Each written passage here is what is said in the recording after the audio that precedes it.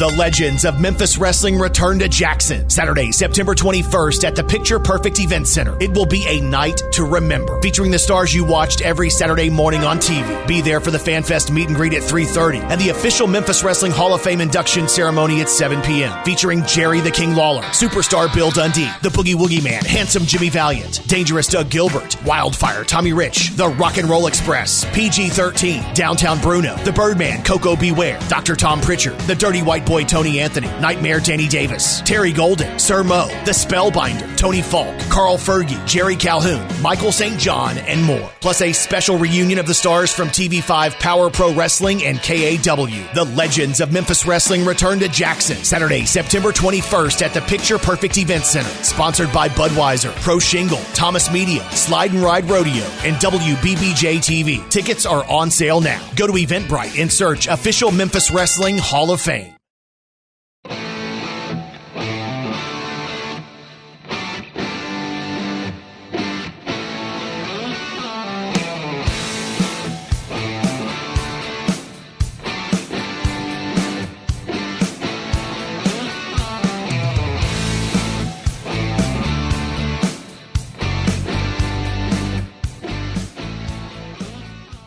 Hey, everybody. Welcome to Dangerous Conversations with Dangerous Doug Gilbert. I'm your host, Gene Jackson, and as always, it is my pleasure to introduce the man you came to hear, Mr. Doug Gilbert.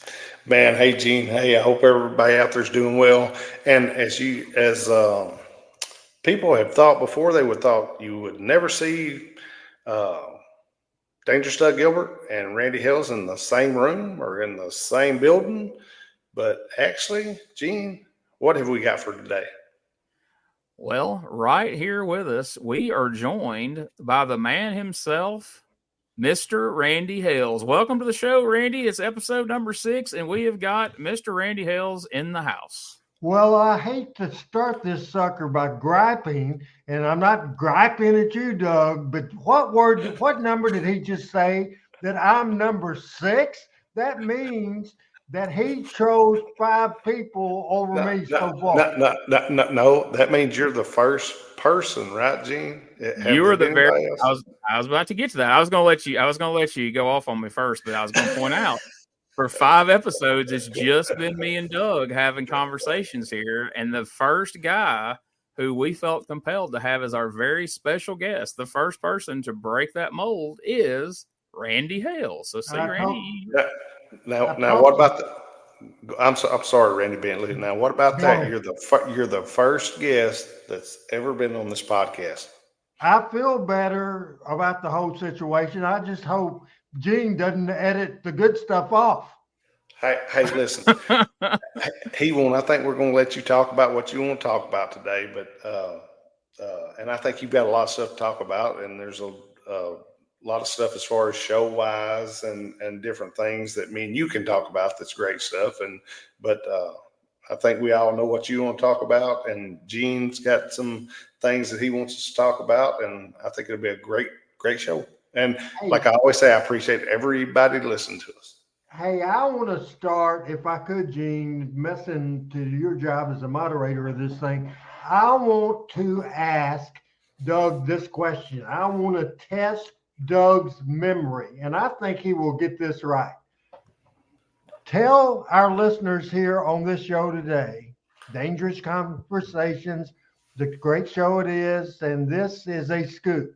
I want you to tell everybody the very first time me and you were in the car together, where we went and who we went to visit. We went to visit my brother.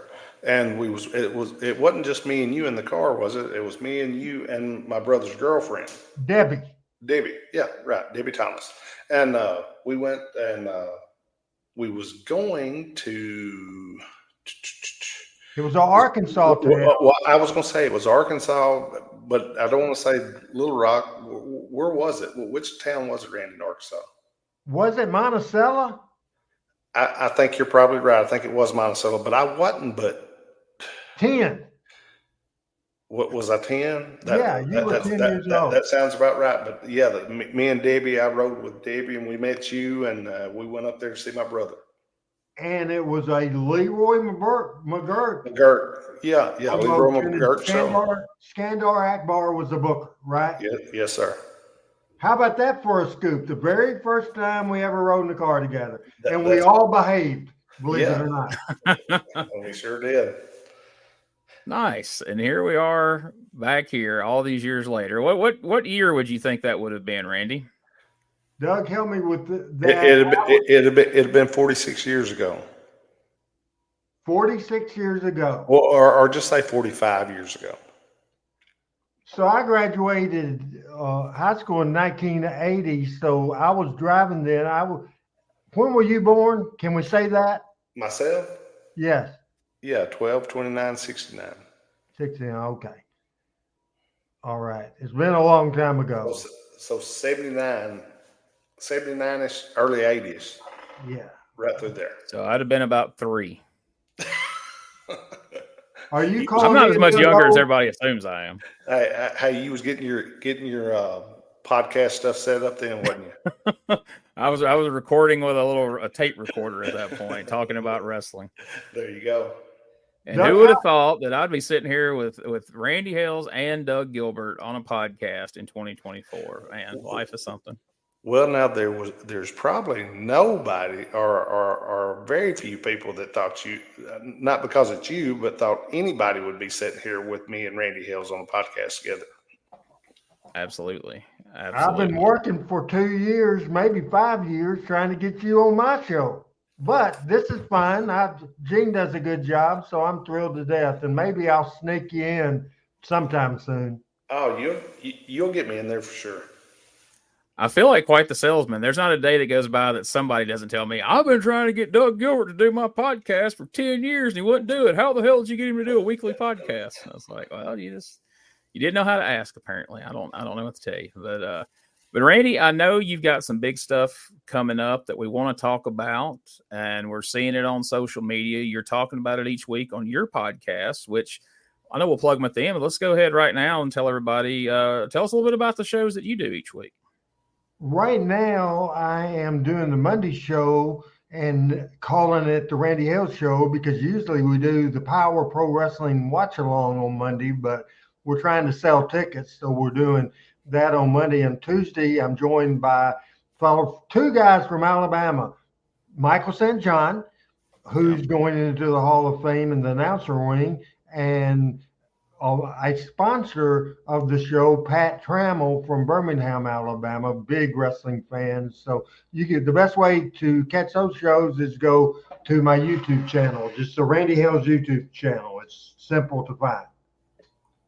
So that's fun. As I sit here in Gadsden, Alabama, those guys are an hour from me in either direction. So they're closer to me than they are to you, and they're doing that show with you every week. So that's pretty fun.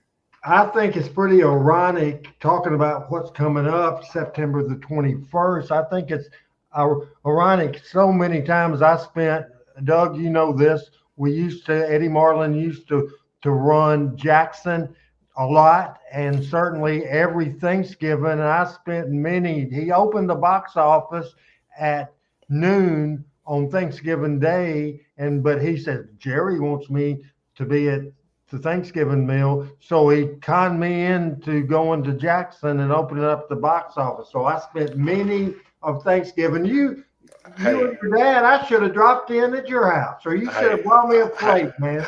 Hey, you sure could have dropped in, and but anyway, Randy can say Eddie conned him into anything, but Randy loved Eddie Marlin like another father, and since he was a kid, and I mean, Eddie Marlin and my dad have been around Randy Hales about his whole life. I think it's funny you mentioned that. I think it's ironic that after all these years, my return to promoting the wrestling program is in your backyard in Jackson, Tennessee. So how do you feel about a big event coming to Jackson? Oh, I think it's really cool. And like I said, it's the Memphis Wrestling Hall of Fame.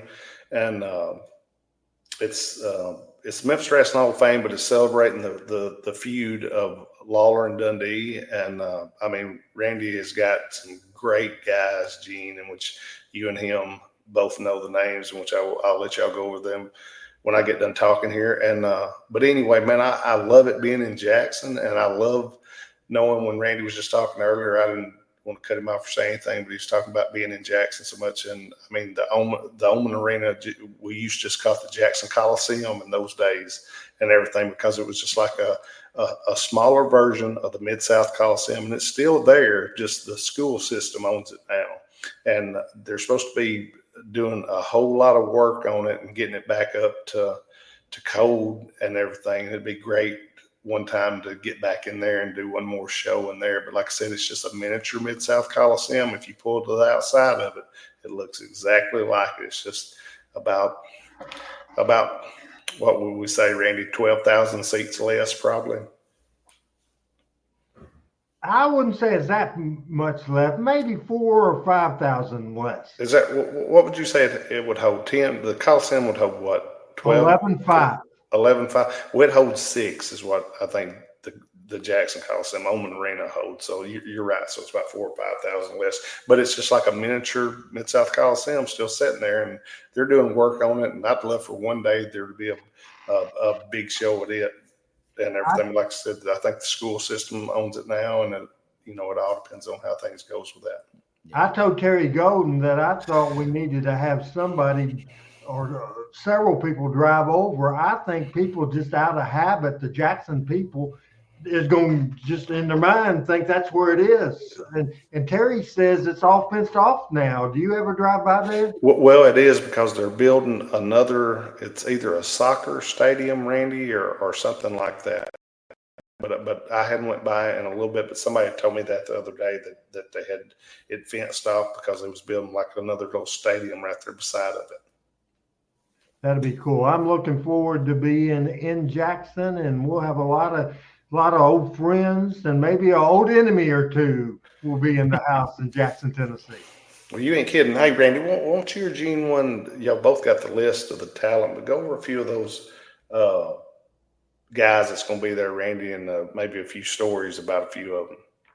Okay, first of all, let's start with the whole event. We're calling it a night to remember, but it's actually going to start in the afternoon at 3:30 in the afternoon. Anybody listening, it's at the Picture Perfect Event Center at 2310 North Highland. Now, off the top of your head, Doug, do you remember, is that exit 82? 82, yeah. Take exit 82. It's on North Highland. It's easy to find Picture Perfect Event Center. Yeah, you get right off. It's not but a mile off the exit, right up on top of the hill to your left. Everybody can get tickets at the best way to do it, certainly. And if you see a poster anywhere on my social media, you can scan the QR code. But easy way to do it is go to Memphis Wrestling Hall of Fame.com, and that takes you directly to a link to buy your tickets. And we're so excited. At 3:30, here's the list, and so I'll smarten everybody up here. This is an audio podcast, but we can see each other. And so I'm showing Doug right now at the first of the list for the meet and greet at 3:30. The list of names is Tommy Rich. Sorry, he's a little older than you. I put Tommy first. I put you second. So Tommy Rich and Doug Gilbert, many-time USWA Tag Team Champions. They'll be there. Coco Beware in the house. Downtown Bruno, Carl Fergie, Jerry Calhoun, the great referee, Pat Rhodes, Tom Pritchard's tag team partner in the mid-'80s, Kerry Morton, who is the son of Rick Morton, Tony Falk, LT Falk, Dave Brown, Shane Russell, Reggie B. Fine, Doug Basham, Danny Davis' nephew, Brandon Baxter, the Power Pro talent, the KAW talent. It'll be loaded. And of course, everybody, the 10 people that we're going to induct into the Memphis Wrestling Hall of Fame, they will be there too. And that event will start after the meet and greet. Meet and greet, everybody, including the Hall of Fame inductees, will be there. And Gene, why don't you go ahead, and I'm blowed up. Why don't you tell everybody who's going to be inducted? Okay, so for the inductees, it's quite a class this year. You've got For the announcers, you've got Michael St. John, who's been around announcing Memphis Wrestling. My gosh, guys, what, back to the early 80s? Or was it did he predate that? Yeah, since about 1800. Yeah, for 1800. He used to, when Jerry Jarrett split from Nick, and before Lance Russell came up, there was about 4 weeks of the worst television announcers in the history of the world. And I won't mention those names at Channel 5 before Dave. Lance came first, then Dave came. But to announce the matches at the Mid-South Coliseum, to do the commentary, Michael did. Hey, Randy, I don't mean to interrupt, but hey, what did you think about, didn't Big Jack do it for a time or two? Yeah, I love Big Jack. He was several times when either Lance or Dave was gone, he would come in and do it. Do you remember his famous saying, what it was? It seems like I do. What was it though, Randy? Either Great Scott or Great Caesar's ghost. That's it. But no, I've seen some of a little bit of his stuff, and I always just thought he was like a good fill-in guy and everything. But I wasn't sure how long he had done it for or anything. I thought y'all just brought him in when y'all needed somebody every once in a while. Now, Michael St. John, the two things that we're leading off with in his induction ceremony, and I'll smarten people up a little bit about this ceremony because we will have video, and I hadn't decided. I'm going to show one video. He's famous for two. He did the audio of the Hogan debut video in 1979. Then he did the audio of the Kamala video in 1982. In the jungle of South Africa. Or 467 Cumberland Hills Drive. Hendersonville, Tennessee, right? In the wilds of the Jarrett estate. Yes, sir.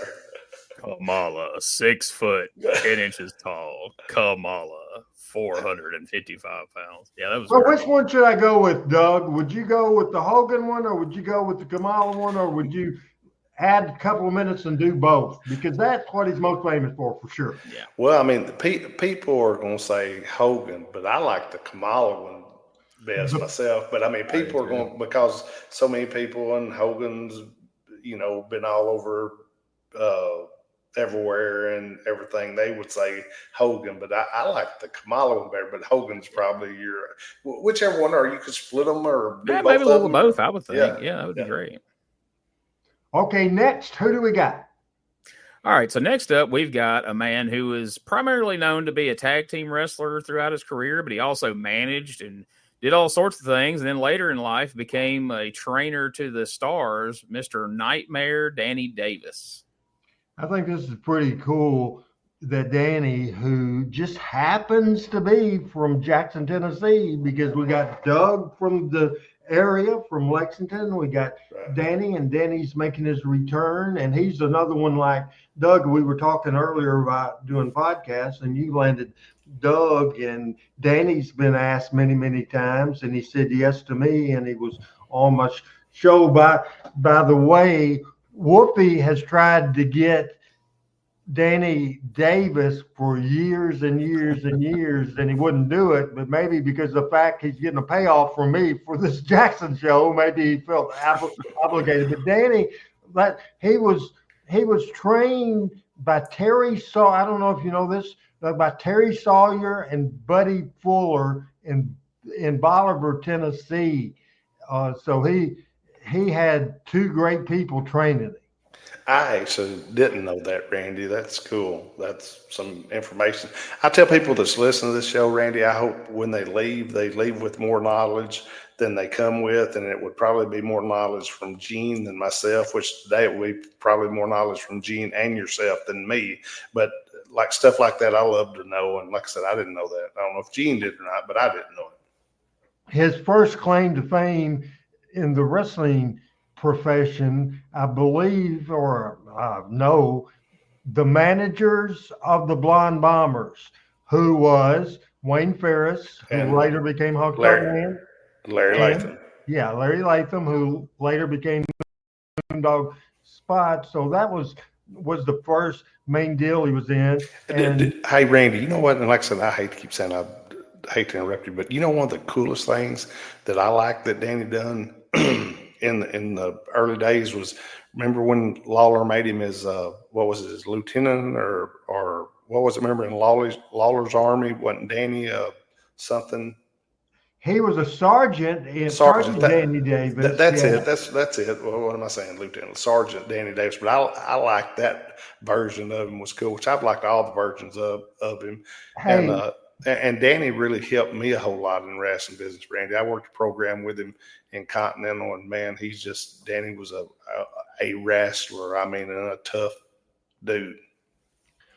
One thing that Danny also did, a couple of other things I'll mention. Of course, he was a part of the Nightmare Tag Team. He was a part of the First Family of Wrestling, and most people kind of overlook this, but in the famous Andy Kaufman deal with Jerry Lawler, the first match they ever did, the manager of Jerry Lawler, and this before my time in the office, I don't know why they did this. Do you have any idea why Lawler, who was the babyface, had a manager, Danny Davis? Danny Davis was in Jerry Lawler's corner against Andy Kaufman. Do you remember that, Doug?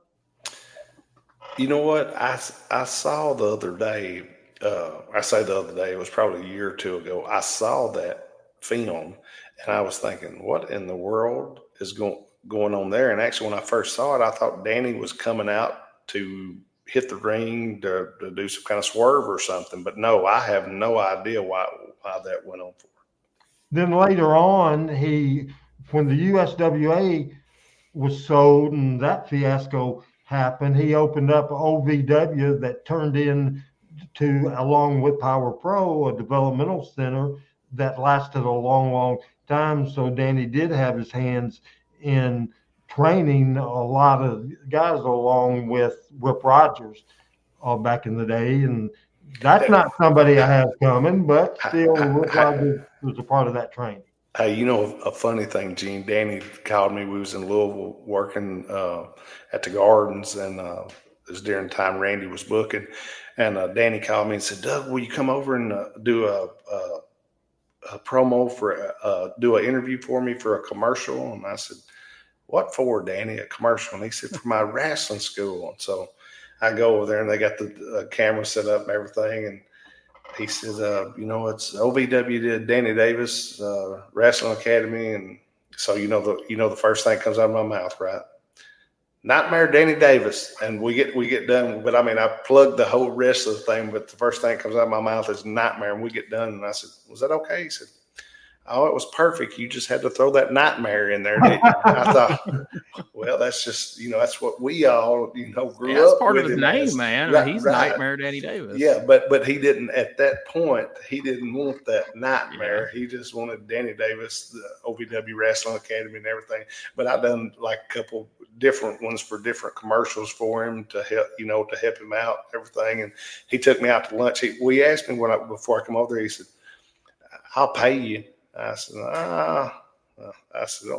we'll talk about it. And he said, what do you want me to pay you? I said, we'll talk about it. And then when I got done, he said, well, what I got to pay you? I said, buy me lunch.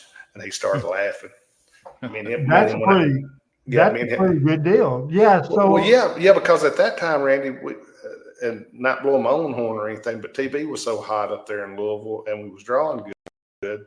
That was, I mean, a good promo for him to have on TV at that time. We'll break into the list of people, Gene, if I could, and I want to say with Doug right on the screen, Doug was over in the entire territory, and people in Memphis really didn't have a clue we were in Louisville the next night, and people in Louisville didn't know we were in Memphis the day before. So on Mondays, Doug was over in Memphis, and they considered Doug their guy. Well, same thing, and Doug was over in Memphis. However, I would say, Doug, that you were over more than anybody in Louisville, more than anybody. Zero. Of course, Tommy was in there, but just as a single as well. I would say, I want to know your opinion, but I would say Lawler, Memphis. I would say, even though he was over the rest of the territory, I would say Doug Gilbert, Louisville. in my mind, no doubt about it. Do you agree with that? Well, I don't blow my own horn, but I always thought Louisville was as far as all of them will always be the king and superstars towns, but Louisville during that time I really had it going on, and but I mean the reason I had it going on was the way that had been being booked, and the way that the storylines, and I hate even say storylines, the way the booking had went and the hard work that we'd put in to get everything over and everything. But yeah, Louisville was really, I loved Louisville. Louisville was great, which I loved Memphis too. I loved it. As hard as this is to say, and I don't mean this in a bad way, and Gene's fixing to laugh, but I loved Evansville. I loved Nashville. I mean, I loved this territory was just and I think Randy will tell you this too, Gene, and I think he would say it was his territory. But what I'm saying is growing up on this territory, this is what we looked at. I mean, yeah, you had WWF, you had WCW's the big ones, but like me and you've talked about, Gene, in a couple of the earlier episodes, when you had all of the territories, this was our territory. This is what we got to watch. And like I told you, when I was in Atlanta, I'd watch Pedicino. He had like 8 hours of shows from all the territories. And, you'd have your Memphis, you'd have your 3 different organizations out of Texas that would be on there. You'd have your Portland, your Randy could probably, and Gene, you and Randy both kind of historians. Y'all know, I mean, I think there was like 19 or 20 territories at one time here in the United States that you could actually call real territories and everything. And I mean, to me, that was the great times. And we still, like Randy, me and Gene have talked about, I think we was the last actually territory, right? I mean, absolutely, 100%, 100%. There's no doubt. I want to throw in about what you said on Louisville. I can tell you, I like the other towns too. Louisville was my favorite place to go. Now, here's one thing, and I done something one night, Gene, and I thought, dang, and I went down to the dressing room and I told Randy they'd done a thing where the heels wound up jumping me, and I was still kind of half heel, and I don't want to say I was half babyface, but I was half heel, but the heels was getting on me at that point. And they done a thing where they pile drove me, and Randy had them do something, and I told them pile drive me again. They pile drove me again, and then they got on me a little bit more, and they just left me in the ring. But the people it was just one of those quiet. It wasn't even they'd stop booing. It was just quiet, and I was just laying there. Well, they wound up bringing in Louisville. They had like used to in Memphis. They did, they had their own like first aid people and stuff. So Louisville, they brought a stretcher to the ring, and which I was just selling in the ring, but I didn't realize they'd bring something to the ring. Well, they brought a gurney to the ring and wound up putting me on it and carrying me back to a room. Well, then the people went to the back and they stayed outside that room, and the people was looking at my neck and stuff, and they said, well, we're going to call an ambulance. Well, the first thing that was said was, I said, no. I said, I'm going to be okay. And they said, no, you need an ambulance. And I said, no, because I knew at that point an ambulance was going to be about $3,000, right, Randy? Yeah. And I said, I'm going to be okay. But I was thinking, I'm laying there, and this is my first thought, and this is the way Randy as a booker, myself as a performer, wrestler, I'm thinking, gosh, why didn't we film this and me be off about 2 weeks, because we always done everything in Memphis, and the thing, and Randy, I think, done 2 or 3 things in Louisville where we taped it, didn't you, Randy? Where we taped it there at the end. So right before that, I think honestly, we would I hired a camera guy from a TV station, and now that you mentioned that deal you're talking about, you did say to me we should have filmed it, and I said we won't make that mistake again. And right. Every other Tuesday after that, we had cameras there. Right, but because my whole deal, Gene, was I thought, and like I told Gene before, Randy, and Gene knows this, and you, and for sure you do, Randy. I mean, it's all about the dollars and cents as far as you booking, as far as us guys working, and as far as drawing money. Everybody's going to be a lot happier if there's money than if there's not, and right. Everything. But I mean, I thought that night I was laying back there and I thought, dang, I wish we'd filmed this, and I could have been off about 2 weeks, and I could have went somewhere else and done something for 2 weeks. But when we come back, we would have drew a lot of money on that. But now we did tape a lot of stuff for stuff like that, and it drew a lot of money. But I was just saying we missed out on that one opportunity there. But like I said, Randy, I think after me and him talked about that, he did have cameras there a lot more than at Louisville. But it was like, I mean, they had, and me and Randy talked about this before, Gene, that you've done your TV in Memphis, and everybody in Memphis seen everything, almost everything you could see. And what was cool, I don't want to say like Louisville was like kind of virginish as far as angles and stuff, but they just hadn't been as much stuff done there. Now they would see it, but it hadn't been done there. So that's right. What was kind of cool. And Randy had the generation of us guys, the younger guys, that was kind of carrying the load at that point. And I mean, and like I said, I'm not tooting my own horn. It's Randy can tell you more than I can about the figures and everything. But I mean, we was doing good business, so that's the thing. But anyway, I've got off of the topic like I usually do. But anyway, we can go back to the Hall of Fame. You're good. Before we get back on the Hall of Fame thing, something got brought up there that I don't think it gets talked about enough, that I kind of like to hear both of y'all maybe comment on, because Randy touched on it, and kind of to your point, Doug, what you were just talking about is like, all of us have always just referred to, Memphis Wrestling. But, you had Louisville and Evansville and Nashville and Jackson. And I know that most of those places probably knew that the TV was recorded in a studio in Memphis. But the perception of them wasn't, this is Memphis Wrestling, like this is our wrestling. Because that day of the week, you had a card there. So the perception for them was always like, oh, this is the Evansville Wrestling Show. This is the Louisville Wrestling Show. Right. I don't think people talk about that enough. If y'all kind of talk about kind of how people perceived it in the different towns, did it differ from place to place, or, It was their wrestling, because they watched wrestling on Channel 3 in Louisville, Channel 17 in Nashville, Channel 7 in Evansville, Channel 5 in Memphis, Channel 7 in Jackson, Channel 9 in Tupelo. It was just like Tupelo wrestling. It was Jonesboro wrestling. It was Evansville. It was Lexington, Channel 18 in Lexington. It was a whole territory. The biggest mistake I've made about this Hall of Fame that I regret, now we're expanding it with this show in Jackson. I regret, Doug, calling it the Memphis Wrestling Hall of Fame. But the perception is that's what now everybody says, Memphis, and it's not that. And I wish I would have not called it the Memphis. I don't know what I'd have called it. But well, that's what I'm saying, Randy.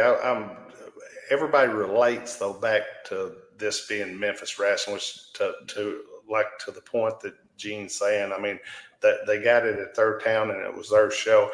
I guess what we've all just always said and thought was we recorded it in Memphis, so we've always just said Memphis Wrestling.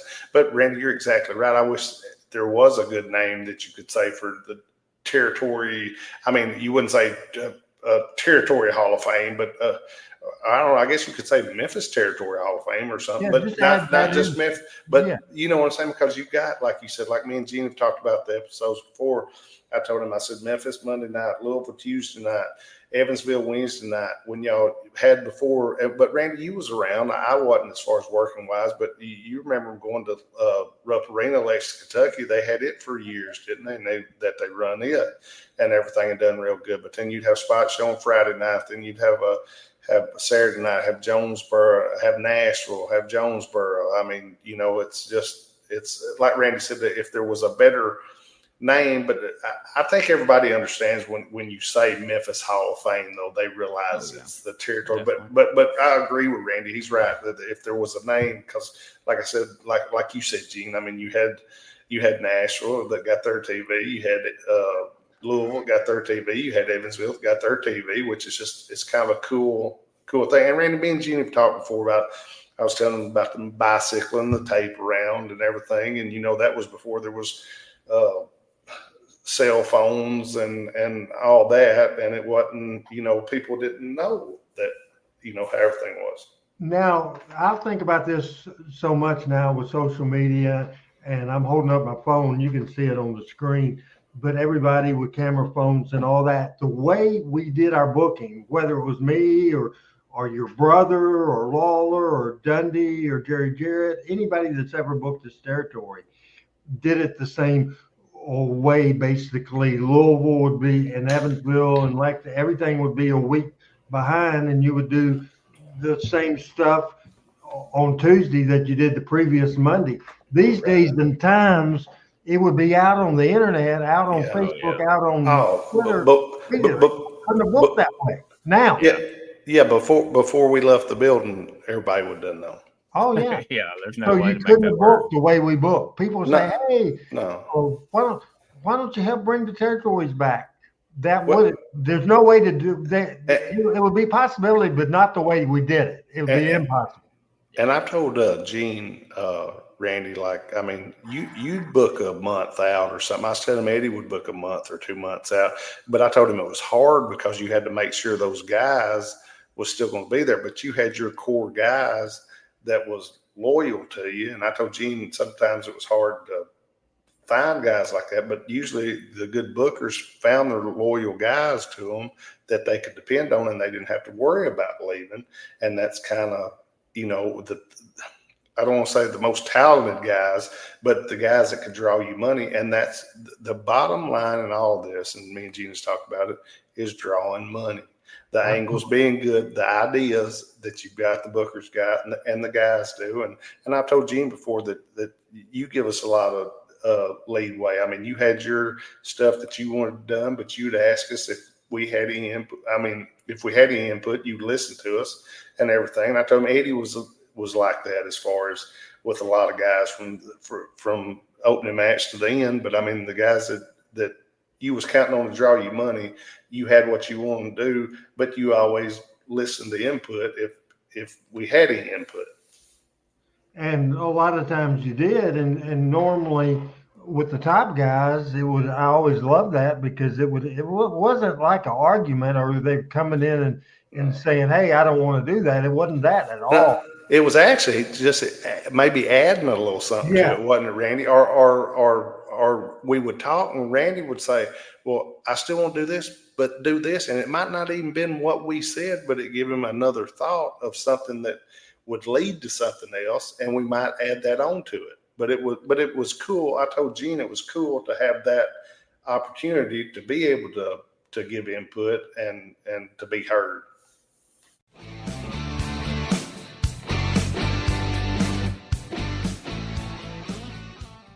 Hey guys, Ray Russell here, curator of the WrestleCopia Podcast Network, inviting you guys to listen to many of the programs here as part of the WrestleCopia brand, including, but not limited to, the Wrestling Memory Grenade, currently covering the 1988 and the WWF project. You can also listen to the Regional Wrestling Podcast, where we talk the territories, whether it's Jamie Ward with Georgia 81, Roman Gomez with the UWF in 1986, or Gene Jackson covering Memphis in 85. 3 projects going on right now over there at Regional Wrestling. You can also listen to the Wrestling Stoop with the legend himself, Bob Roop. Bob goes back in time each and every week, covering not just his career, but countless stories and interactions with hundreds of wrestling names spanning his 2 decades in the business.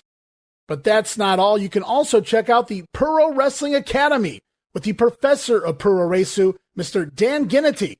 Dan and I go back in time and cover the history of Japanese professional wrestling in the English language. And you can listen to all of those shows and more, all part of the WrestleCopia Podcast Network, located over at WrestleCopia.com. That's WrestleCopia.com, and anywhere your podcast streaming needs are met, from Apple to Spotify, Pocket Cast, and beyond. And while you're at it, why not subscribe to our social media guys for all the latest goings on here at the WrestleCopia Podcast Network. Plus, I'm constantly adding old school video clips and pictures from throughout wrestling history. You can follow us over on X, formerly Twitter, at Wrestling Grenade. That's at RASSLIN Grenade. Also, follow and like me, Facebook.com/Wrestling Grenade. And why not subscribe to YouTube.com/Wrestling Grenade. So if you're looking to support that next up and coming podcast brand, please consider making it WrestleCopia. All right, Gene. All right, moving along in the list. We talked about hometown boy Danny Davis. Let's talk about another hometown boy that's going in the Hall of Fame. He was a wrestler, but most people know him better for being the man who brought us KEW, which eventually became Memphis Championship Wrestling. And, of course, I'm talking about Mr. Terry Golden. Terry Golden. I think Terry originally, Doug, help me if I'm wrong on this. I think originally he's from Camden, Tennessee. Am I right on that? You're right. And then he's in Jackson, and he has multiple businesses, very successful. You know, it's funny because what Doug was saying, or you said as a lead into this show, me and Doug together is shocking, and it's really not, because Doug and I have talked for years and years. I remember Doug calling me when I was running the Sonics in Poplar Bluff, Missouri. I can remember I was in my kitchen, phone rang, and said, Doug Gilbert. And it was like there's no history in the past. It was just, what are you doing, Randy Bentley? And boom, there we go from there. And it's the same issue with everybody. You know, wrestling is a sport, first of all. People, and certainly, I hate the sports entertainment name, just the entertainment thing, because it is a sport, and the talent were competitive. They were competitive for the spot. Doug, as when he started in the business in mid-'80s, Doug, you weren't expecting to be in that main event unless maybe it was steaming with your dad or your brother, right. And that wasn't a regular basis. But certainly, I always believed in top guys. You listen to everybody, but it was the top guys.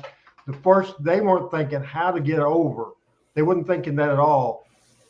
Specifically, they were thinking, how will my check be more next week, and in 2 weeks, in my 3 weeks? Fans obviously don't think that a lot of times, and I understand that. But we were all in this. We loved it, but the bottom line is money. Yeah, we were all in it together. Yeah, absolutely. So who we got coming up? All right. So also another guy who had a great wrestling career. Now, hold on, Jay. I'm sorry, I didn't mean to interrupt you, but hey, I didn't say anything about Terry, but hey, Terry is a great dude, and me and him talk every couple of weeks or so. But he started KEW down in Memphis, and I'm not sure what year that was and everything, but I worked for him. 98. Was it 98? 98, 99. He started in 98 or 99, and myself, Tommy, Dutch, all of us worked for him. I think I worked for him more than they did. I think they worked for him maybe a time or two, but I think I worked for him there about half a dozen times or something. And, man, it was always good, which I asked him one time. I said, hey, Terry, because I didn't know at that point they didn't have TV. And he didn't have TV, but, I mean, he would push it, and he'd get sponsors and stuff. And I asked him one night, I said, hey, Terry, this is doing good. I said, are you giving some stuff away? And he said, no, Doug, I never give anything away. So, I mean, he was a business guy like Randy and everything, and knew how to operate and run and deal with people and everything. But like Randy said, he's a very successful business guy. And I mean, he's always been straight with me and everything. And he's just a really good dude. But I just wanted to say that because, like I said, I didn't say anything about Terry. So just the fact that wrestling fans would think, just because it was Power Pro and it was KEW and we both ran Memphis, Terry Golden and I have never had a cross words ever, not one single one ever. And it would probably be surprising to a lot of people, and a lot of the wrestlers would probably be shocked. Were you shocked when you first heard, Doug, that Terry and I was going to run this together? Actually, I was. And about the funny thing, about 3 months before either one of you called me, somebody else called me and said, Doug, are you on that show that Terry Golden and Randy Hales are running? I said, I guess not. And I said, this was my exact words. I said, Terry Golden and Randy Hales are running a show together? And they said, yeah. And I said, well, that's cool. I said, but I hadn't heard from either one of them. I said, they said, well, you talk to Randy, don't you? I said, I talked to Randy and I talked to Terry. I said, but I hadn't heard anything about a wrestling show. The deal, you were always on the list, but we had to on budgets and getting the Hall of Fame people in there, and you went in several years ago, and I 2017, think, and Tommy went in 2022 at the casino in Mississippi. And the cool thing, and we'll get to another thing because Doug's not going to get through this thing without being a part of the Hall of Fame ceremony, and we'll explain that later. But certainly, the Golden Randy Hales marriage together has been great. Not a crossword. We're on the same page. We are fighting the same battles, which is kind of means we're fighting the same people, but at least it's the fight. It's me and him on every issue we've had. We've been on the same page, 100%. So really happy with that. Really happy with that. And what that means for the fans is at this event, you're not only seeing the old school Memphis legends, but you're getting to see the stars of Power Pro. You're getting to see the stars of KEW. You're getting to see the stars of MCW. So you guys coming together is a win for the fans because they're getting to see, all these different wrestlers from all these different generations of Memphis wrestling. So, and I think that one of the things two things that's fallen by the wayside, because we've really pushed the meet and greet. Doug and Tommy and so many people we mentioned earlier are going to be a part of that. Then we're really pushing the Hall of Fame without a doubt on that. And Doug mentioned earlier, and the thing that I'm excited about, he's talking about the tribute to the feud of Lawler and Dundee, and it will be a presentation. We're not going to tell you what it's going to be. You got to be there, but it'll be fantastic. We're going to do two different presentations in that segment, and it's going to be called The Rivalry for the Ages, Lawler, Dundee. Excited about that. Then the Memphis Wrestling Hall of Fame, which is what we're talking about now. Hey, me and Tommy can't come out and jump up, can we, Randy?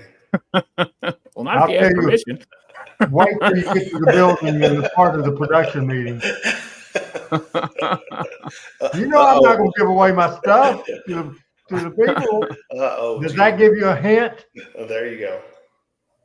All right. Well, let's keep this moving before we say too much here. So the next inductee we're going to talk about, like I say, this guy was a great wrestler in his time, but he's also a guy who has since moved on to being a big-time trainer and has had a hand in the careers of many big stars you watch on television today.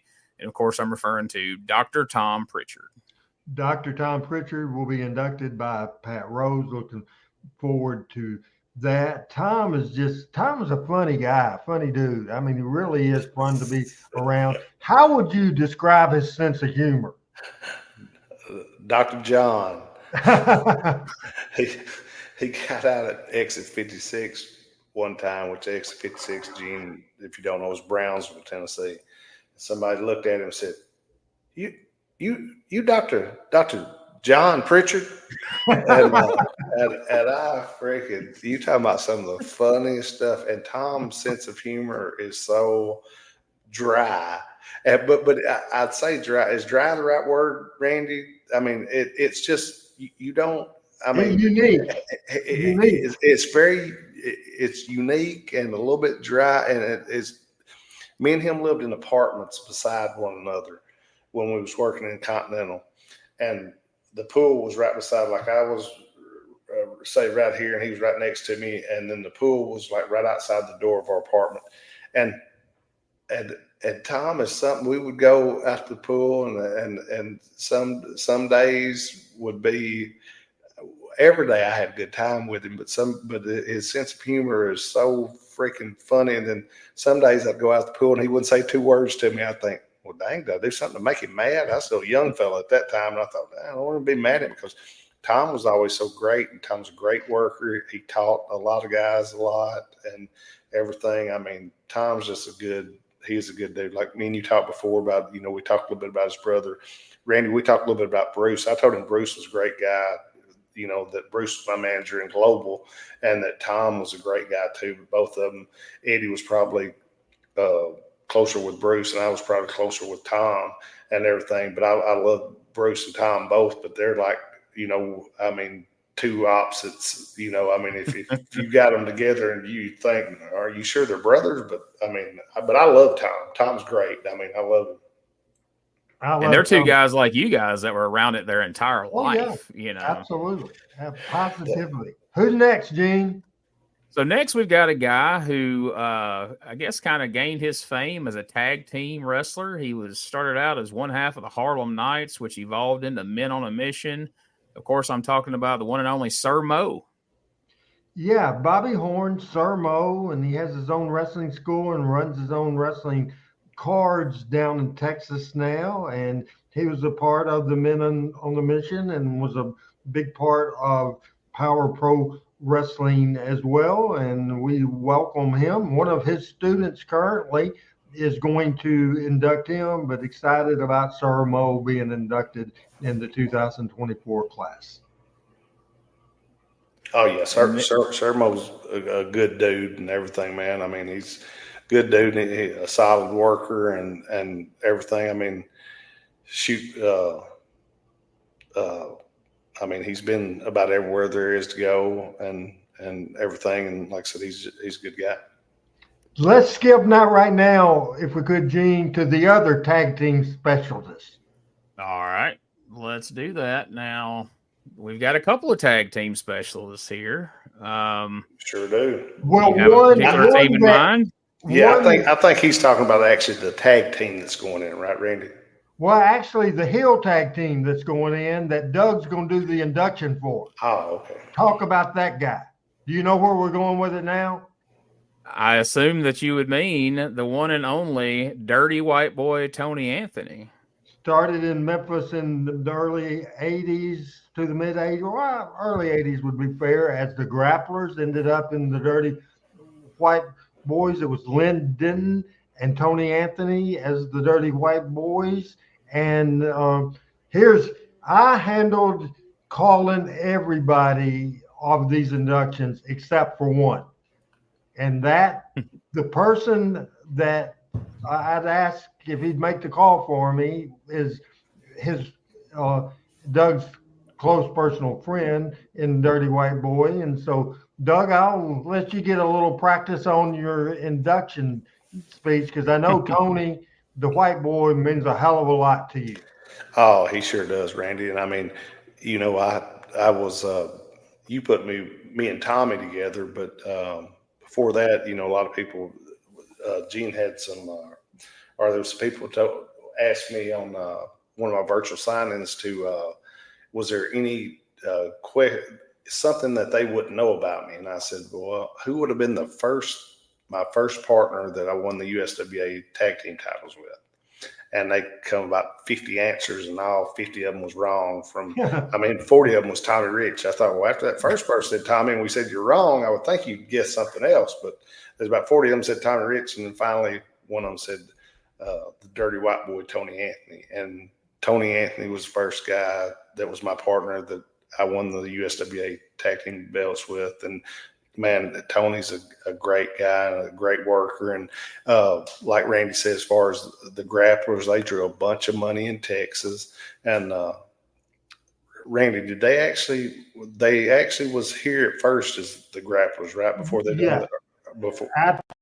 Absolutely. Here it was Lynn and Tony. And Tony, yeah. And then after they'd left, they went to Louisiana as the Dirty White Boys. Then they come back here, right, as the Dirty White Boys and everything. But man, Tony's a great worker, and I mean he's a super tough guy, and man, he taught me a lot, and he's just a great person. I mean, he's a good dude, and look here, he's straight up like I am a Tennessee Volunteer fan, and we loved watching our Vols last night, everything. I've been talking to him today about that. But, man, Tony's just a great dude, and like I said, he's an excellent talent. The pride of Bucksnort, Tennessee. Yes, and sir. I'm thrilled to death. He'll be rolling into Jackson big time, and really excited about that. And hey, Randy, he is really excited about it. I appreciate you putting him in it. I don't know. Gene, I've never got quite the criteria that it takes, but as long as Randy watches and they're good enough for him, I guess we're good enough. But now he's picked some great ones to this year, and I thought he picked some great ones the year that we did it in 17 in Memphis at Lawler's Hall of Fame Bar and Grill. And I actually went back to look at the first time, I think in 94. I think didn't y'all do it, Randy, in 94 and 95? Yeah, and we At did the it. Coliseum. That was at the Coliseum. Right? 94, the headline people were Spuddy Monroe and Lance Russell. And 95, the headline person that was in the building in 95. And I'll give you a trivia kind of a little deal here in a minute. But in 95, Jackie Fargo was the headline act in the building. However, also in 95, we inducted Eddie Gilbert into the Hall of Fame, and then the only people that's inducted, and I believe I'm right on this. I'm positive I'm right on this. We did your dad earlier too. Then we did the Gilbert family as a whole back in did you say in 2017 and had you there? So the Gilbert family is all over the Memphis Wrestling Hall of Fame, which is what it should be. And you know what was really cool to me was, I guess Lance is a double inductee, which he probably should be a triple inductee, but I got to induct Lance and Dave into it because the King was out of town doing an appearance, and I think Randy was the one that asked me to do that. Right, Randy? Yeah, I did. And the reason we did that, we had Lance in, and then we put Lance and Dave in as a team. Together. Right. I got you. And that was really cool. That meant a lot to me. Y'all, and I've got pictures still of us together. I've got pictures of myself, Lance and Dave, and I've got pictures of myself, Lance and Dave, and Brandon Baxter together. I don't know how he was the host of the deal that night. That's how it happened then. But I've still got pictures of that. And man, that's really cool. That means a whole lot to me. Y'all don't know how much Lance meant to me and everything. From like, I was just looking a minute ago in my shop, and I've got a picture of what our camera guy Shields was Ron Mike Shields. Mike Shields. Mike Shields, Lance, myself sitting beside each other. I was about 6 years old and everything, but Lance was so cool. And I mean, Lance was so great at his job. Lance sold tickets himself. I don't mean went out and sold tickets. I'm talking about him talking. He could talk something bad into something great. I mean, I don't think there was that much bad that was on Memphis TV, but what I'm saying is Lance and Dave could talk people into the building. I mean, I need to add this, and it's just something that kind of came upon us quickly. I reached out to Dave quick, but he said, well, let me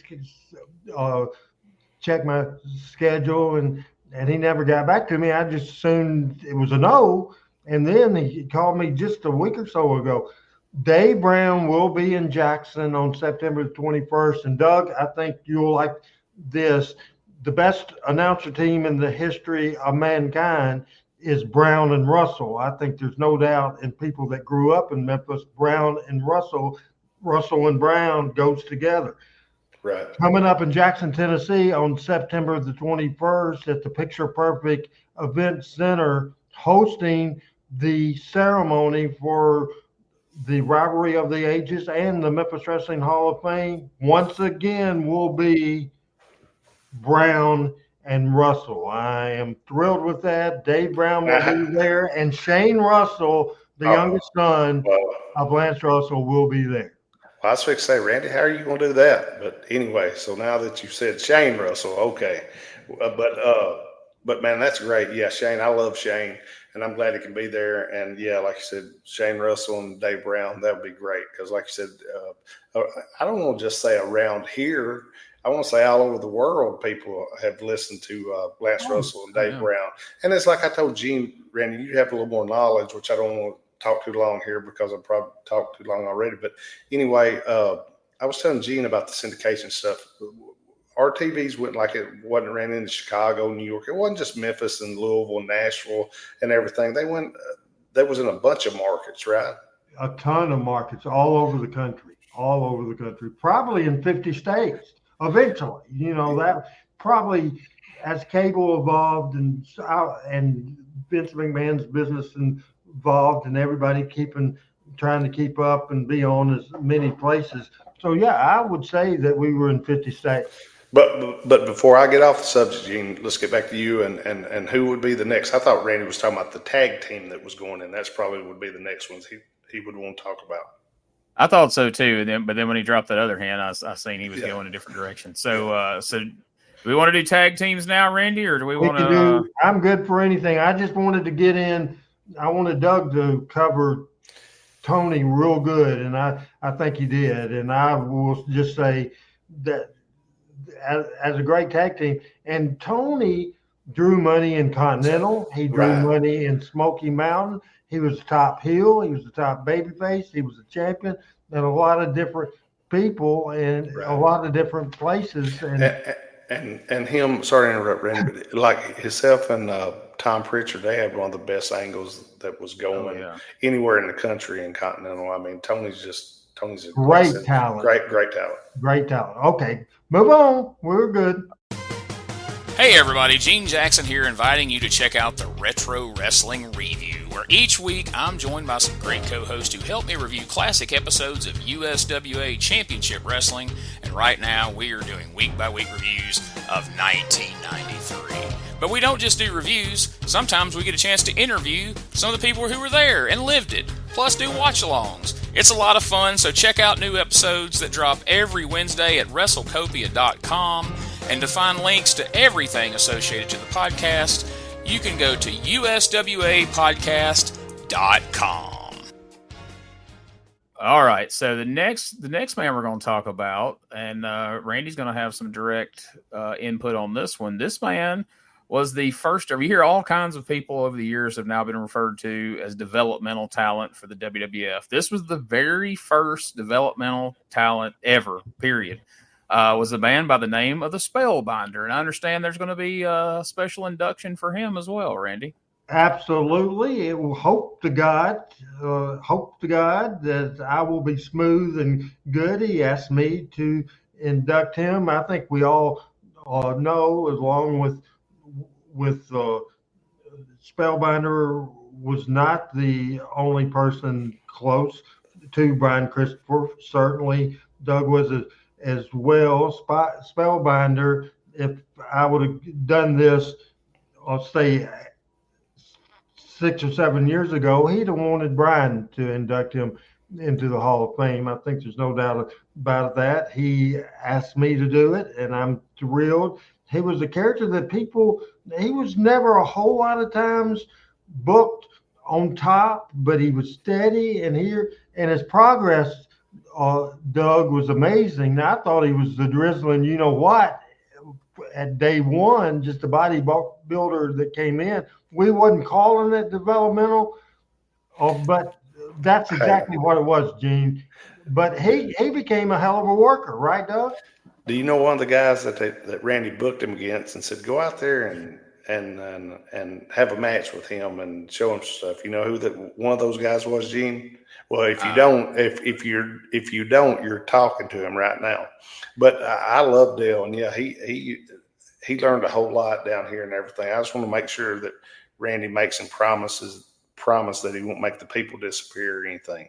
Yeah, I've already told him that for sure. We don't need our people to disappear. We need him to make them appear with a paid ticket. That's what we need to do. But hey, now Dale would. I promise, brother. Yeah, that's it. And I mean, Dale would listen. Like Randy tell me go out there with him and go 15 minutes or however long. And I mean, but we'd have him. I mean, I just have him doing simple wrestling stuff with me, and I mean, he really improved a whole lot. A whole lot. So He deserves it. He's a big fan of the history of Memphis Wrestling. He's been a great guest on my show. I don't know if you've seen Gene. He does a great job. Oh, yeah. And he has a very interesting story. His story from getting into the business straight through. Right. And he does. And I mean, he's a really Christian guy now and everything. I mean, he's been from one extreme to the other. And Dale's a great dude. I mean, he'll call me and everything. We'll have good talks and everything. He just called me the other day. He wanted me to pave a 1 square acre for him. I think they're fixing to move one of their car lots to Jackson, Tennessee, right. and I got to go measure that off for him and see what that's going to take as far as tonnage of asphalt. I'm going to take care of that for him. But yeah, Dale's a great guy. I'm excited about that, and I think it will be great. And the Spellbinder will be in Jackson, and will be inducted in the Hall of Fame, and I'll do the induction. Gene? Very cool. And now another tag team that's going in. We're going to save the other one towards the end because of who we got on the show here. But the next tag team that's going in is perhaps the tag team of the 80s, if you will, who in the entire business. In the entire business, not just Memphis. I mean, they set Memphis on fire, and then they went to the Mid-South, and they set the Mid-South on fire. Then they went to Crockett, the Carolinas, and they did it again there. Of course, talking about Ricky Morton and Robert Gibson, the Rock and Roll Express. Absolutely brought in as the B team by Jerry Lawler to the fabulous ones, Stan Lane and Steve Kern. But and you know what, and Randy, and you might be right, but you know there was always competition, and competition makes things great. Yeah, Jerry Jarrett would have his guys, Randy would have his guys. Lawler would have his guys, but a lot of times Lawler's guys and Randy's guys would be the same guys. But right. Jerry Jarrett kind of had the Fabs.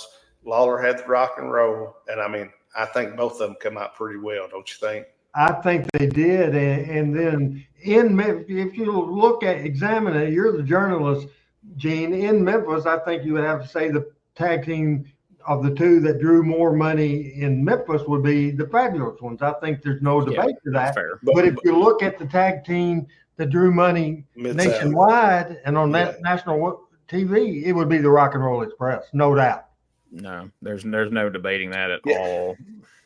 And like I said, with guys, you know, trying to, you know, make talent better and come up with gimmicks and everything. I mean, it makes, I think, for success when you got people trying to do better than one another. I mean, that's my outlook anyway.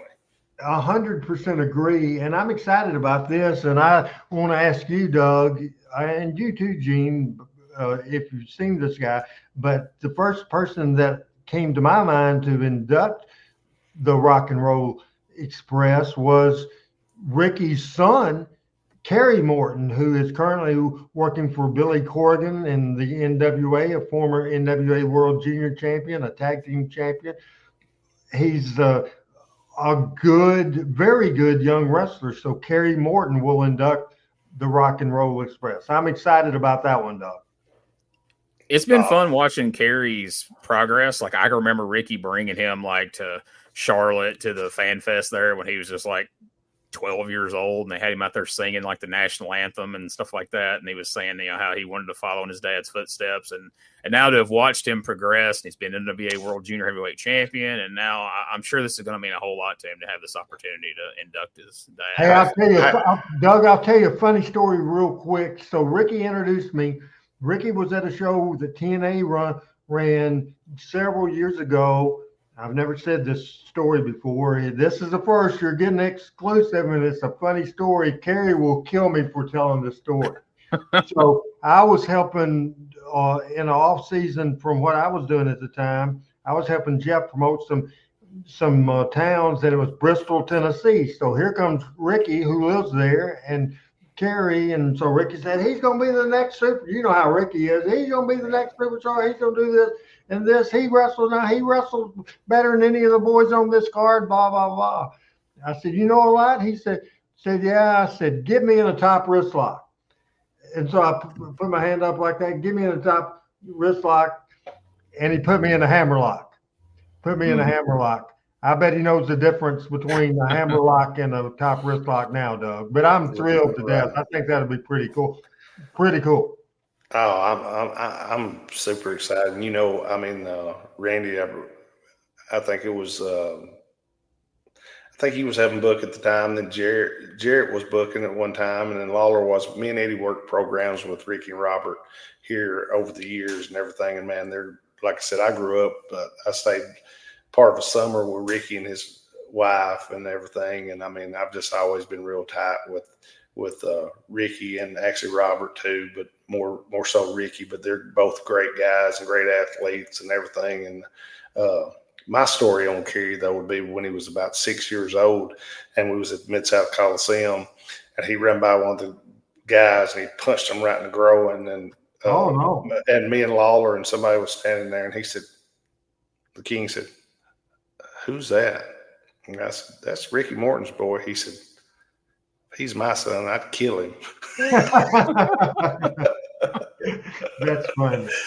Rock and Roll Express going into the Memphis Wrestling Hall of Fame on September the 21st. And hey, that they're well deserved. If anybody is, the Rock and Roll Express, they're both great guys. I love them. They're both my friends.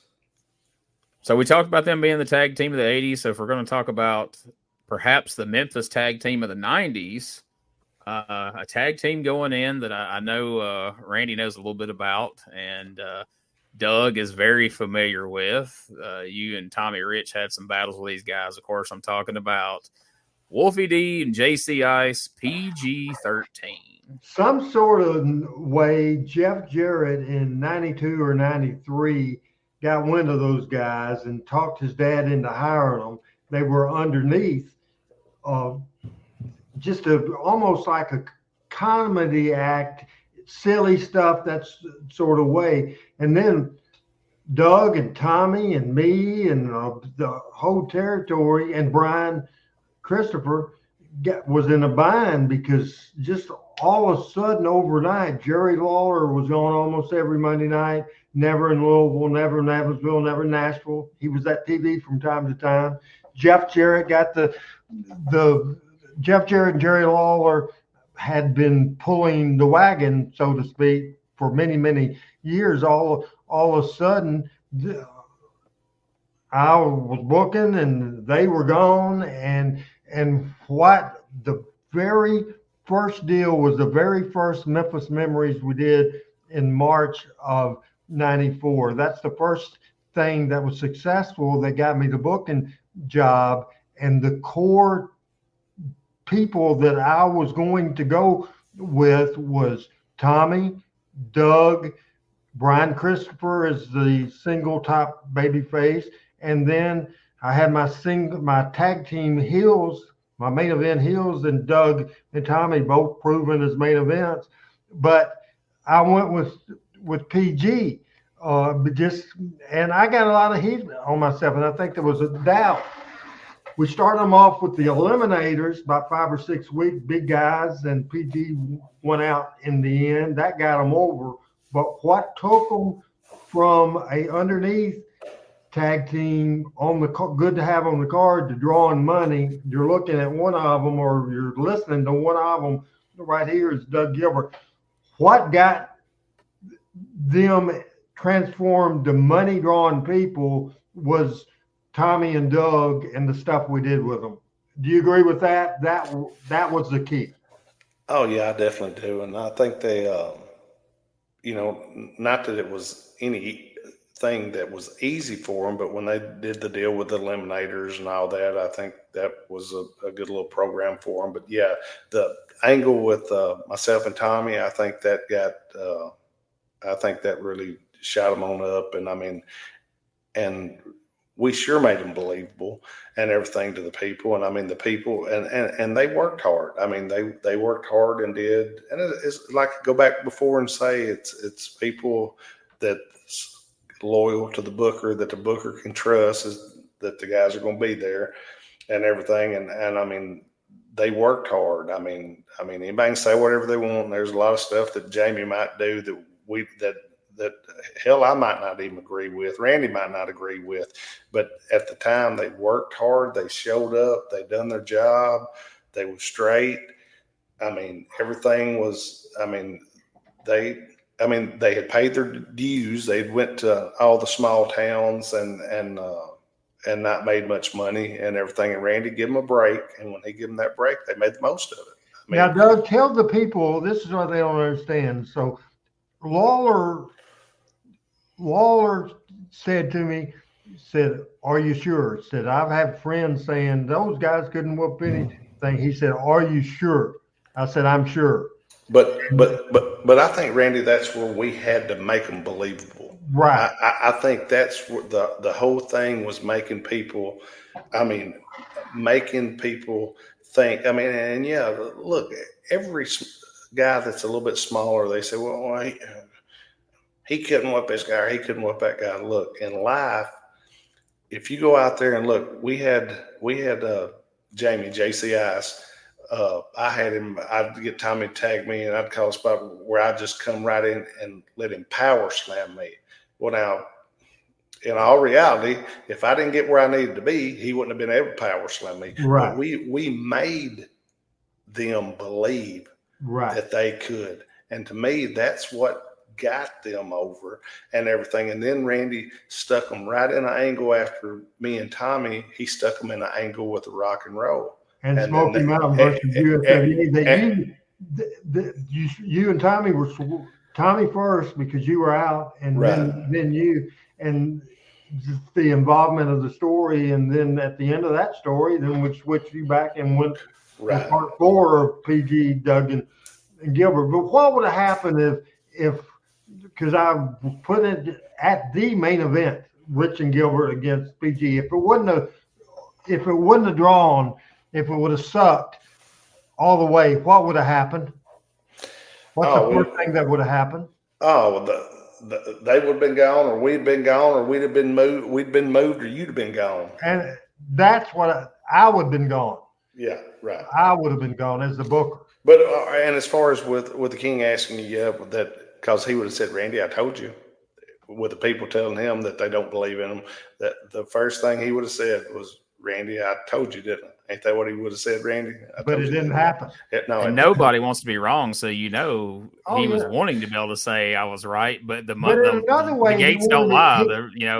He doesn't want it to fail, so he's happy when you're making money. No, he didn't want it to fail. He just, honest to God, thought it wouldn't work, and he was happy that it did work. Yeah, and believe me, he loved they got over. He loved. It's like me and you talked, Gene. There is no booker or owner I've ever known that wanted somebody not to get over. Yeah. I mean, and Randy, I've told Gene this, and many of them talk. It's all about, we can all say whatever we want, but it's all about dollars and cents. Yeah. Because if those tickets are bought, we're doing something right. If they're not bought, there's something that the people's not buying. Right, and you have to change. No doubt. PG-13, and we'll make the announcement in the building. Who'll do that induction, and so I'm excited about that. You don't want me to go ahead and do it now? No. I don't, because we don't know. Sure we do. I talked to him yesterday. I heard the latest, but was more than just yesterday. So maybe you heard some. We won't get into this, but the latest I heard that person you're thinking that we're not talking about it, can't do it. So has he changed his mind again? I don't know. I'm just playing with you, Randy. Okay. Gene, what we got next? I'm carrying this too long. All right, so we're down to the headliner, right, Randy? This is down to the nitty gritty. We've covered everybody, so now we've got the legend himself, the boy from New York City, the Boogie Woogie Man, handsome Jimmy Valiant. Before I'm going to make this show busy, I'm going to make this I'm going to give you guys a little show. I'm going to give you a big thing. Now, I know this is audio only podcast, but we're doing this thing. Doug, can you see me? Yeah. Now, tell the people what I'm holding up to the screen right now. He's holding up the old microphones is what it looks like, right, Randy? This is the microphone that Lance Russell used to do the interviews for Louisville, Evansville, Nashville, the whole territory, and also did the commentary with at the announce table. Randy West found it in the back of his drawer I'll put that down now. This is a gimmick thing. It's not even plugged in, by the way. But I love when I do my show, I show this. This is the original Lance Russell microphone, and this is the showbiz. I'm going to do a little concert for you. So you better put your earmuffs on or something, because it came rolling into Memphis, TWA. Tell all the ladies, handsome Jimmy's on the way. I'm a rocker. I'm a roller. I'm a little fucker too. I was raised by Gypsy, old handsome Jimmy. Cool. Handsome Jimmy Valiant comes rolling into Memphis, and very deservedly, and I just couldn't. He could have been in the first class of the Memphis Wrestling Hall of Fame, but he wasn't. But in 2024, it's about time, and handsome Jimmy Valiant. What a character, Doug. Oh man, I've loved Jimmy ever since I've known him. What a great guy and everything. Just the people, the perception of him. Jimmy's something else. You would think one way and he's the other, but what a great guy and laid back. And I don't know, Randy, if there's ever been for a guy that went out there and was so wild and everything. I don't know that there's been a guy that is laid back as Jimmy Valiant is, has or Randy. No doubt. It's no doubt at all. I was in Louisville, and then coming back to Memphis, he flew in, and he was always laid back and quiet. But we stopped at the Mount Washington Shepherdsville exit there. Shepherdsville, in Louisville, at that truck stop, and we go in. Well, I don't know what Handsome was trying to do. He was full-blown handsome Jimmy, Mercy Daddy, blah, blah, blah. And we had people, I heard one of the cashiers said, we need to call the police, because he was 100% in character. And in the dressing room, it was almost like he was asleep. Soft-spoken, wasn't it, Doug? Soft-spoken, well-spoken, nice, polite.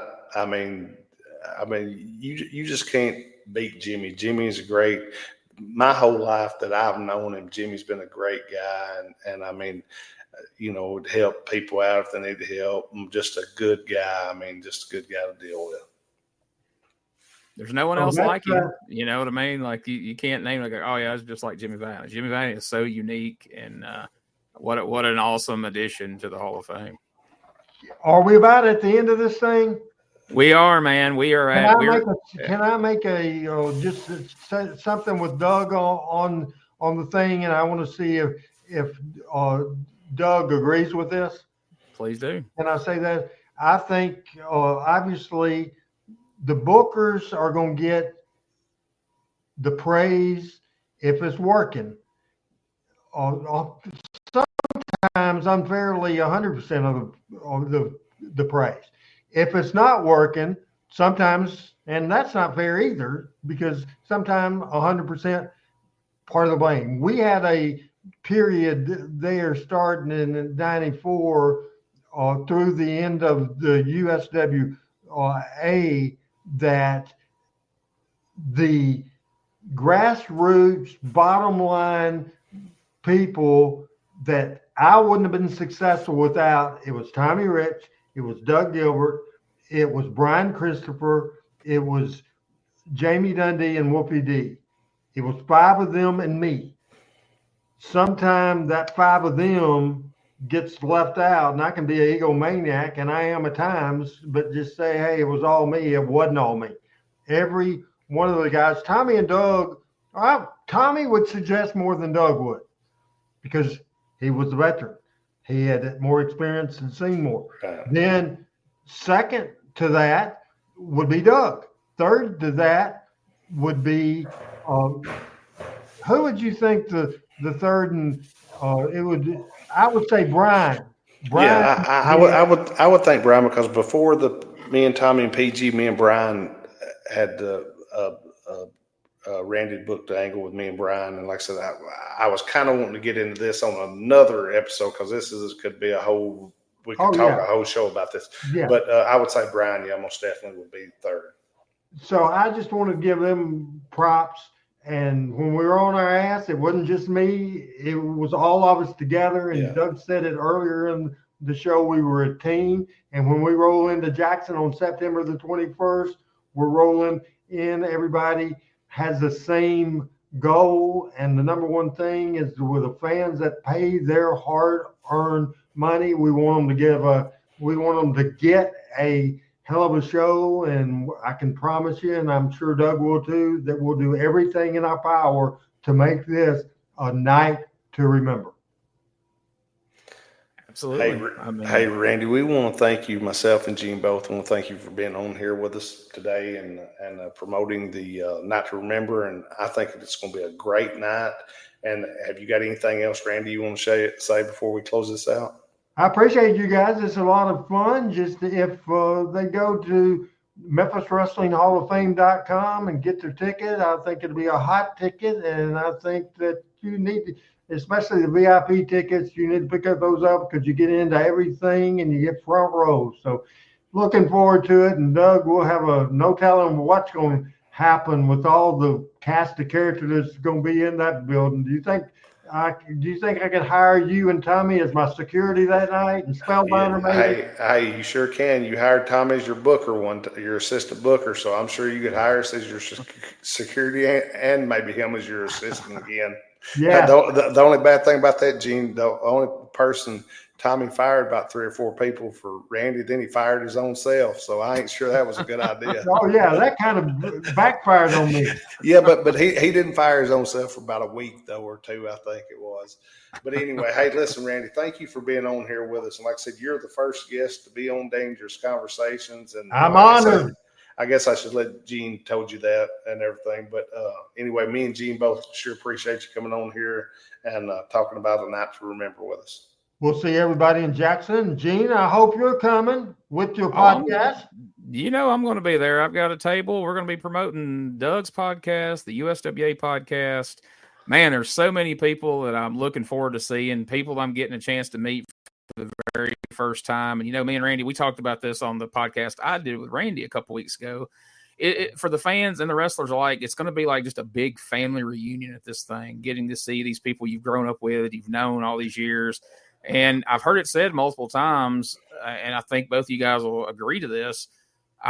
This is, in one way or another, this is probably the last and only time this particular group of people are going to be together all in one place. That's not being morbid, saying we're going to lose a bunch of people, but it's just the only gathering that's going to bring all these folks together for this reason. And that's just super cool. I can't wait. Yeah, to me, it's going to be like a big family reunion type deal.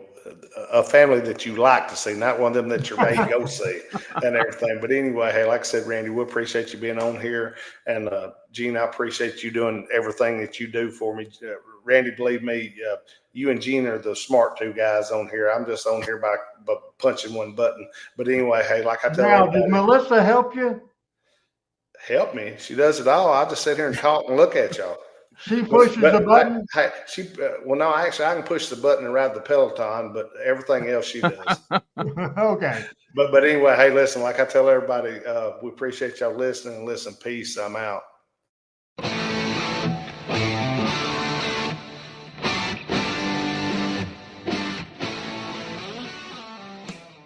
Hey, folks, before we get out of here, I just want to take a moment to remind you to check out DougGilbertPodcast.com. There you can find links to all things related to this podcast and to Doug himself. There are links to the Dangerous Conversation Facebook page where we post all sorts of great content regularly involving the Gilbert family. There's the Dangerous Conversations X/Twitter that we have. Plus, there's a link to the Dangerous Doug Gilbert Facebook and X pages where you can keep up with everything Doug has coming up, like shows, signings, conventions, you name it, and it's all going to be posted right there by Doug on his social media. He appreciates the support, and if you really want to show support, check out the Gilbert Family Pro Wrestling Tees store featuring a tremendous array of T-shirts featuring Doug, Eddie, and their father, Tommy Gilbert. And if you've enjoyed listening to this show, please subscribe, rate, and review the show on whatever your platform of choice is. It really helps us out, and it helps us build the podcast for the future. And if you want to see a plethora of matches, promos, and angles involving Doug and Eddie and Tommy, You can check out the Gilbert family playlist on our YouTube channel over at youtube.com/@retro-wrestling-archive. But that link is available at DougGilbertPodcast.com. And last but certainly not least, we are proud to be a part of the WrestleCopia Podcast Network. Going over to WrestleCopia.com and check out all of the great wrestling-related podcasts and content that our friend Ray Russell provides for you over there. You'll certainly be glad that you did. This is Wrestling Nostalgia, the podcast that dives into wrestling history. Hey, wrestling fans, I'm Dave Dynasty, and if you enjoy podcasts that are knowledgeable and history-driven, then Wrestling Nostalgia is for you. With great guests and fun interviews, there are over 200 episodes in our archives. We chat with several first-time guests and often cover topics not discussed on other podcasts. Look up Wrestling Nostalgia on your favorite podcast platform and visit all of our links at linktree/WrestlePod. That's linktr.ee/RASSLEPOD. And remember, wherever you go, what do you do? Be good, be safe, and keep on growing.